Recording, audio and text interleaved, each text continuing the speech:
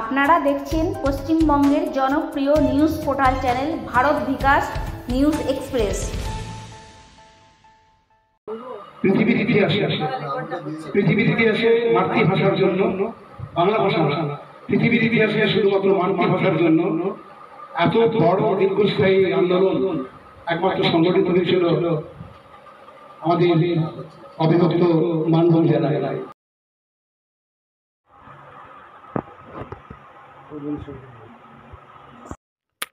আজ 1 নভেম্বর বঙ্গ সাহিত্য সংস্কৃতি সমন্বয় পরিষদ আয়োজিত এবং ভাষা জননী পত্রিকার সৌজন্যে আসানসোল প্রেস ক্লাব সভাঘরে অনুষ্ঠিত হচ্ছে পুরুলিয়া বঙ্গ বিভক্তি দিবস। আজকের এই অনুষ্ঠানের শুভ সূচনা হয় আসানসোল প্রেস ক্লাব ঘরে রাখা পণ্ডিত ঈশ্বরচন্দ্র বিদ্যাসাগরের জন্মভূমির যে মাটি রাখা রয়েছে সেই কলসে পুষ্প অর্পণের মধ্য দিয়ে শুরু হয় অনুষ্ঠানটি। এরপর চন্দ্রশেখর সরকার উদ্বোধনী বক্তব্য রাখেন। আজকের অনুষ্ঠানে আমন্ত্রিত অতিথিরা হলেন গৌর শর্মা, শ্যামলী মালখণ্ডী, ডক্টর বিউটি কর্মকার, দেবাশিস বন্দ্যোপাধ্যায়, সঞ্জীবন ব্যানার্জি, দীপান্বিতা পাণ্ডে প্রমুখ। অনুষ্ঠানটি আরও প্রাণোজ্জ্বল হয়ে ওঠে পুরুলিয়া জেলার মাতৃভাষার গানের মাধ্যমে।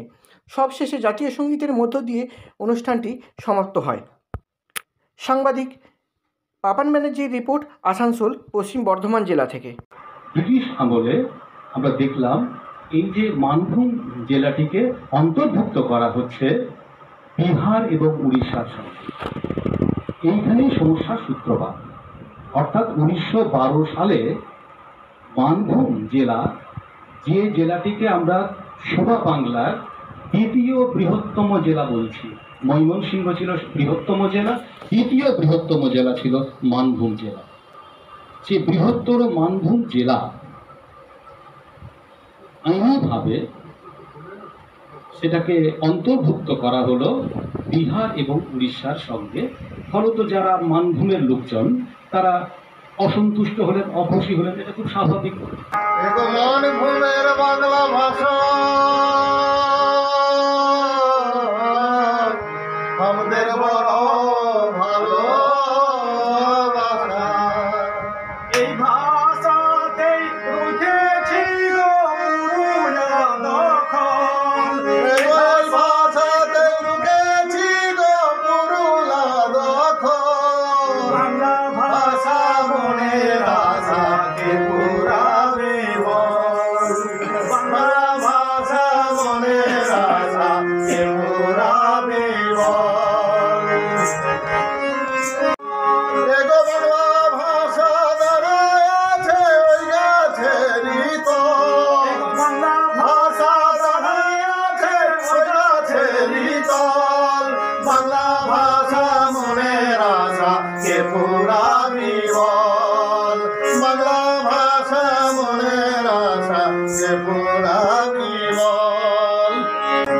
আমরা ভাই মান হইয়াছি কর্মনাকে তোমার সবে মাটি গেলি, কর্মনাকে তোমার সবে মাটি গেলি, আমরা ভাই মান হইয়াছি। আর একটা জিনিস আমরা দেখছি, স্বাধীনতা পরবর্তী কাল থেকেই, স্বাধীনতা আগেও বলবো, একটা বঞ্চনার ইতিহাস রয়েছে। মানে আমরা বাঙালিরা যদি দেখি স্বাধীনতার ইতিহাসটা যদি একটু পড়ি, মনে করি, যদি ঘুরে ঘোরা ইতিহাসও ধরি, বিতর্কের খাতে বলছি, তবুও বলবো বাঙালিদের অবদান সব থেকে বেশি। স্বাধীনতা আন্দোলনে যদি আমরা গুনতি করি মাথা পিছু, তো দেখবো সংগ্রামীরা কিন্তু বাঙালিরা, বাঙালি জীবন দিয়েছে। আর তার মধ্যে মেদিনীপুরের মাটিগুলো সব থেকে সংগ্রামী মাটি।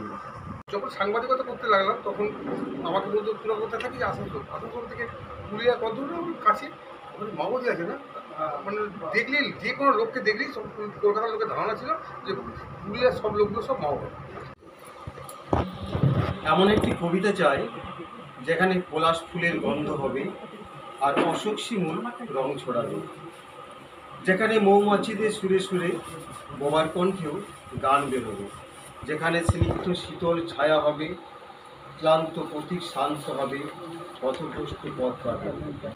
পুরুলিয়া যারা বাস করেন, পুরুলিয়া জেলাকে যারা ভালোবাসেন, পুরুলিয়ার জন্য যারা চিন্তা করেন, পুরুলিয়া নিয়ে যারা আলোচনা করেন, তাদেরকে সবার আগে প্রণাম এবং ভালোবাসা এবং শুভেচ্ছা থাকবে। আমরা পুরুলিয়াকে গর্ব করি। কেন আমাদের পশ্চিম বর্ধমান জেলা কি খারাপ? গর্ব নিশ্চয়ই করবো, পশ্চিম বর্ধমান জেলা নিয়েই গর্ব করছি। শালপিয়ালের বনে আমার ডুবরি ধারে ঘর, সবুজ মারা গায়ের ভিতর নাইতো কেউ পর, সকাল হলে হলুদ পাখি মিষ্টি সুরে গায়। একটা আনন্দের দিন সবার জন্য, সেটা মানুষের জন্ম হোক বা একটি রাজ্য বা একটি জেলা বা একটি অঞ্চলের জন্ম হোক না কেন।